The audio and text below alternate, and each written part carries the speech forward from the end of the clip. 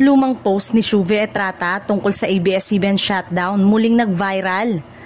Muling naging usap-usapan sa social media ang isang lumang post ni Shuvi na may kinalaman sa ABS-CBN shutdown. Sa pagbabalik ng naturang post, umani ito ng samot-saring reaksyon mula sa netizen.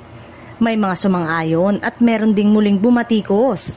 Matatandaan na noong 2020, ipinasara ng National Telecommunication Commission ang ABS-CBN matapos mag-expired ang prangkisa nito. Isa ito sa pinakamalaking issue sa industriya ng media sa Pilipinas na umani ng malawak na diskusyon at kontrobersya. Mainit na pinag-uusapan sa social media itong nakalkal na Instagram post ni Shuvi at nabash ito pati ang opinion niya sa pagpapasara noon sa ABS-CBN. Meme yun na kunyari nag-uusap sina Coco Martin at Vice Ganda. Marami rin ang nagtatanggol sa kapuso komedyan. Hindi maitatangging sikat talaga si Shuvi dahil naging issue ang lahat ng mga sinasabi at pinopost niya. Ipinagtanggol pa siya ng GMA7 boss attorney Anat Gozon Valdez.